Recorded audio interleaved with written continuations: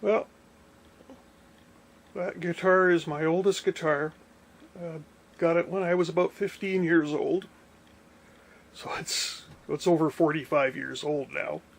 And it's still a damn good guitar. I've made a couple of modifications to it. I may even have mentioned them at some point in the past. If you'll notice, this one has a stop tail bridge. Originally it had a excuse me, it had a Bigsby style tremolo on it. Unfortunately, it wouldn't keep in tune at all. So I replaced it with a stop tail, and now it's a very good little guitar. Probably built in the Matsumoto factory in Japan, alongside Ibanez's and a bunch of other things, but it's not an Ibanez.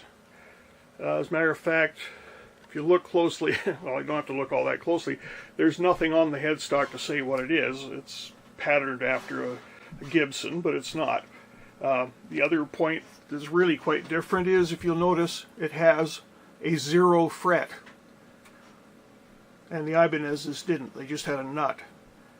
So I've looked around online, seen a few things. There's no telling what it was. Not for sure. Anybody actually knows what it is, let me know.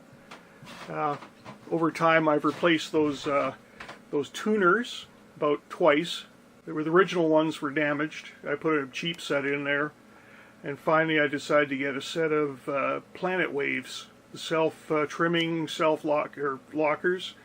And I'm quite pleased with them, although they don't quite fit on this properly. The way the nut's done, it doesn't go through, it's actually just on top, and the headstock is just a little thick. I had to do a little messing around with it to get it to fit, but it fits fine now. Now, what's next on the agenda is what you see here on the table. What I have there is a brand new set of Seymour Duncan humbucker pickups. The left is an SH-4 JB, or Jeff Beck, and the right is an SH-2 Jazz. That'll be for the neck. The other one, of course, for the bridge position. I have two switchable pots. I'm going to make these coil splittable. That the two on the left are a push-push. Now I have a 2013 Les Paul Studio that has push-push pots on it, and I like them. So I'm going to give them a try on this, see how they work. Those are a couple of nickel covers.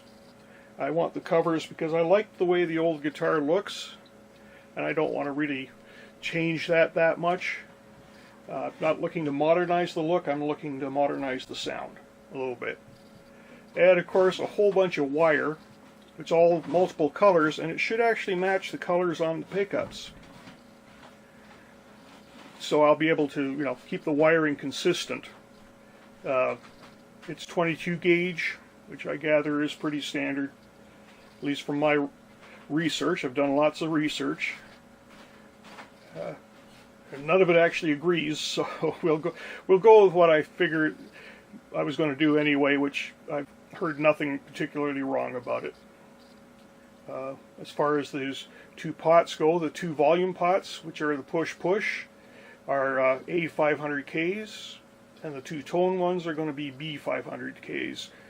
I've heard arguments for audio taper for audio and linear for tone, and vice versa, or all linear or all tapered. I'm going to go with this because that kind of makes the most sense to me, and I've heard no real problems with it. So over the next few days I'm going to be doing modifications on this guitar. All new wiring. By the way, those are orange drop caps, 0.047 microfarad. Didn't have to get the fancy ones. Everything I've read says it doesn't matter, but the price was right. They were sourced here in Canada, so you know what? That's what I bought. So, first thing I'm going to be doing before I do anything else is I'm going to be putting those covers on those pickups. I know it's a bit of a waste, some people might say, but as I say, I'm looking for the look, keep the look of the guitar much as what it was, and that's how I'm going to do it. Once I've done that, I'm going to do a video showing the sound of my old guitar, and you can, so we can do a before and after sound-wise. I'll plug it into my amplifier and play it a little bit with settings, and we'll see how it works. Well, we'll talk to you later. That's the end of this video for this moment.